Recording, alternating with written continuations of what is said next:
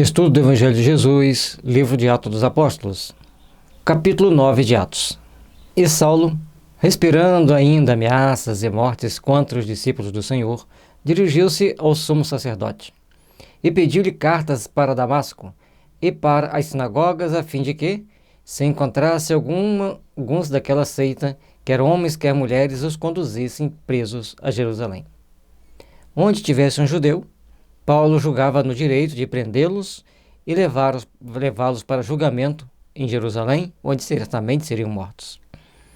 E ali estava Paulo, trabalhando em prol do mosaísmo, radicalmente contra o Cristo. Mas ele vai a Damasco, ou melhor, no meio do caminho acontece alguma coisa. E indo no caminho, aconteceu que, chegando perto de Damasco, subitamente o cercou um resplendor de luz do céu, e caindo por terra, ouviu uma voz que lhe dizia: Saulo, Saulo, por que me persegues? De novo temos que compreender a mediunidade. Quando vem a luz do céu, é Jesus se materializando diante de Saulo. Mas todo o esplendor de Jesus, Paulo só vê uma forte luz e uma voz como nunca tinha ouvido. Adentrava seus ouvidos para sempre. E ele jamais esqueceria a sua promessa ao Cristo. Vejamos. E ele disse: Quem és, Senhor? E disse o Senhor: Eu sou Jesus a quem tu persegues. Duro é para ti recalcitrar contra os aguilhões. Paulo estava preso a correntes de cultura judaica, trabalhado em sua mente por muitos anos, para que ele fosse um doutor da lei, profundo conhecedor da lei. Seria como hoje um advogado que chegou ao cargo de desembargador. Autoridade máxima na maioria dos locais, mas dependia da autorização da cúpula governante de Jerusalém, para que ele agisse em nome do Estado. E ele, tremendo e atônito, disse: Senhor, que queres que faça? E disse-lhe o Senhor: Levanta-te e entra na cidade, e lá te será dito o que te convém fazer. E o mais interessante ali, ele: Senhor, que queres que faça? Ele se entrega plenamente a Jesus naquele momento. Ao ver aquele resplendor e ao ver aquela voz inesquecível, Paulo, então, ainda Saulo, começa a sentir o peso da transformação íntima. E a resposta é simplesmente: levanta-te e entra na cidade, e lá te será dito o que te convém fazer. E os varões que iam com ele pararam espantados, ouvindo a voz, mas não vendo ninguém. Portanto, os rapazes que estavam com eles, os soldados, não eram capazes de ver o Espírito, mas eram capazes de ouvir aquela voz dizendo. No livro Paulo Estevão, esse relato está mais rico, está mais cheio de detalhes. E Saulo levantou-se da terra e, abrindo os olhos, não via a ninguém. E, guiando-o pela mão, o conduziram a Damasco. E esteve 3 dias sem ver, e não comeu nem bebeu. Ficou em jejum, orando. O jejum era uma prática comum entre os cristãos antigos e todas as seitas religiosas antigas. E até hoje é muito comum no Oriente o tratamento pelo jejum. E havia em Damasco um certo discípulo chamado Ananias. E disse-lhe o Senhor em visão: Ananias? E ele respondeu: Eis-me aqui, Senhor. Chique, né? Se nós fôssemos assim, enquanto nossos mentores aparecessem para nós, Eis-me aqui, Senhor. Como seria bom, como conseguiríamos mudar tanta coisa nesse universo? E disse-lhe o Senhor: levanta-te e vai à rua chamada direita e pergunta em casa de Judas por um homem de Tarso chamado Saulo, pois eis que ele está orando. E, numa visão, ele viu que entrava um homem chamado Ananias e punha sobre ele a mão para que tornasse a ver. Mas, na realidade, Paulo ia a Damasco para pegar Ananias. Era Ananias que ele queria, e mais o quem ele achasse pela frente. Mas o principal era Ananias, que Ananias era um discípulo fiel, trabalhador digno da seara cristã, que esclarecia muitas consciências, convertia muitas pessoas, fazia muitas curas.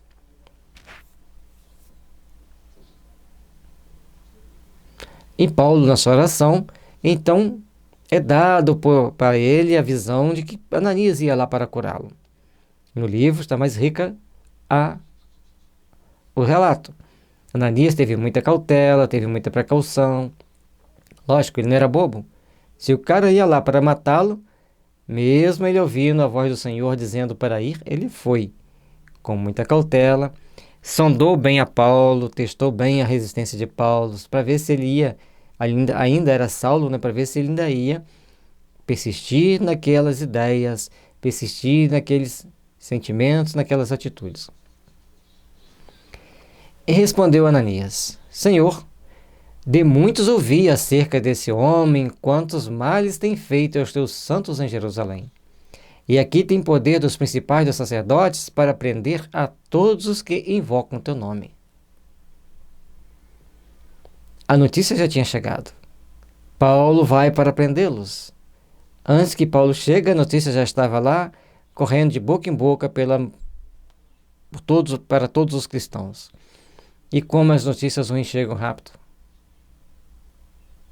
Então todos nós temos que estar sempre atentos para não cairmos em certas tentações, para não cairmos em certos caminhos perigosos. Vejamos. Disse-lhe, porém, o Senhor: vai, porque este é para mim um vaso escolhido para levar o meu nome diante dos gentios, e dos reis, e dos filhos de Israel. Então, a partir daquele momento, Paulo havia sido escolhido por Jesus para trabalhar o Evangelho entre os gentios, entre os estrangeiros, porque ele conhecia muito do Velho Testamento.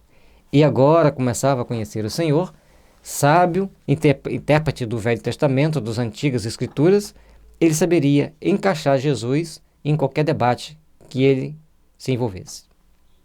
Encaixar Jesus esclarecendo que Jesus era o enviado de Deus para a salvação do mundo, para a salvação daqueles que passassem a crer nele.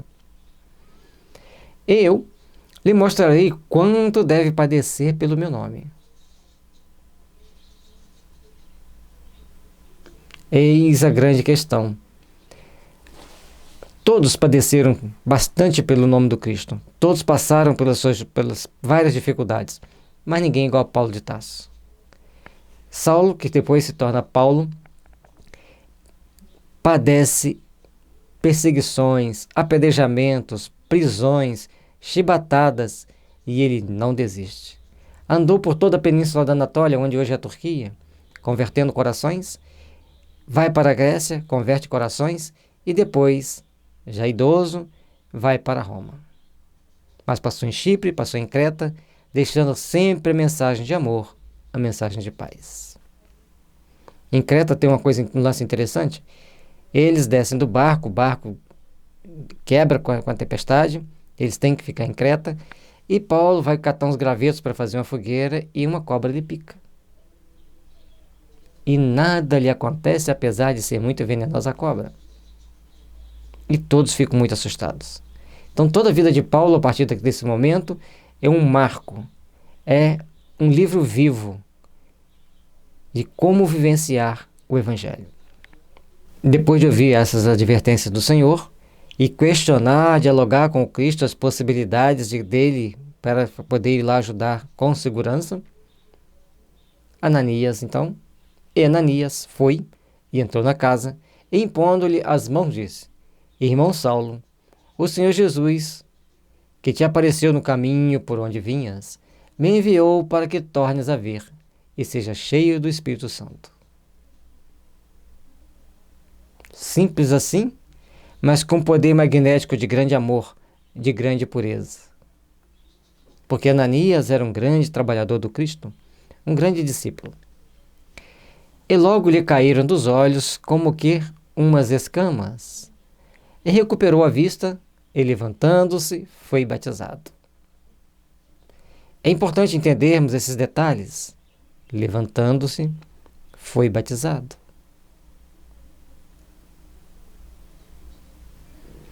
Cai-lhes as escamas e eles batizam. Aquela questão de batizar era um símbolo importante para o cristão, porque a partir daquele momento ele tinha um compromisso a cumprir perante a comunidade cristã. E tendo comido, ficou confortado e esteve Saulo alguns dias com os discípulos que estavam em Damasco. E logo nas sinagogas pregava a Jesus que este era o Filho de Deus. Ele chegava, um doutor da lei, conhecedor profundo do Antigo Testamento, das Escrituras. Ele pregava e colocava tudo dentro de um contexto para mostrar que Jesus era o Filho de Deus que veio ao mundo e que todos deveriam crer em Jesus. Mas todos os que o ouviam estavam atônitos e diziam: não é este o que em Jerusalém perseguia os que invocavam este nome, e para isto veio aqui? Para os levar presos aos principais dos sacerdotes? Também aqueles que não eram discípulos do Cristo já sabiam da missão de Paulo e queriam que ele executasse. Afinal, Jesus pregava um evangelho de amor, de solidariedade, de compaixão. Não era bem isso que eles queriam. Saulo, porém, se esforçava muito mais e confundia os judeus que habitavam em Damasco, provando que aquele era o Cristo. Quanto mais eles o ameaçavam, mais ele buscava força íntima para poder mostrar os ensinamentos, mostrar os caminhos que nos conduzem ao Pai e, principalmente, que Jesus é a porta por onde devemos passar para chegarmos ao Pai. E tendo passado muitos dias, os judeus tomaram conselho entre si para o matar. Qualquer coisa para eles era matar. E começam a articular como matar a Saulo. Mas as suas ciladas vieram ao conhecimento de Saulo, e como eles guardavam as portas tanto de dia como de noite, para poderem tirar-lhe a vida, tomando de noite os discípulos o desceram dentro de um cesto pelo muro. E quando Saulo chegou a Jerusalém, procurava juntar-se aos discípulos, mas todos o temiam, não crendo que fosse discípulo. Lógico, viram todas as atrocidades que ele cometeu em Jerusalém, sabendo que ele tinha ido para Damasco para matar cristãos e prender cristãos. Ele é transformado. Tão transformado que ele é ameaçado por os judeus que estavam em Damasco e ficavam de tocaia para o matar. Ele não os afronta. Ele junta os seus aliados e foge pelo muro da cidade, sem passar pelo portão, e chega a Jerusalém. E são bem mais de 100 quilômetros. E logicamente que ao chegar em Jerusalém, os discípulos ficam bem atentos e bem cuidadosos com Saulo. Então Barnabé, tomando-o consigo, o trouxe aos apóstolos. Ele contou como no caminho ele vira o Senhor. E este lhe falara, e como em Damasco falara ousadamente no nome de Jesus. E andava com Jesus em Jerusalém, entrando e saindo. E falava ousadamente o nome de Jesus, falava e disputava também contra os gregos, mas eles procuravam matá-lo. Tudo para eles que contrariassem-nos, e eles queriam matá-lo. Não queriam ser contrariados em hipótese alguma. Queriam continuar pensando do mesmo jeito, mesmo as Escrituras apontando que Jesus era o Salvador. Mesmo as Escrituras apontando que Jesus veio ao mundo para salvar a humanidade.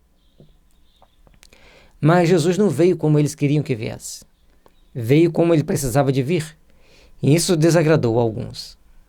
Sabendo, porém, os irmãos o acompanharam até Cesareia e o enviaram a Tarso. Já que queriam matá-lo, vai para sua terra natal.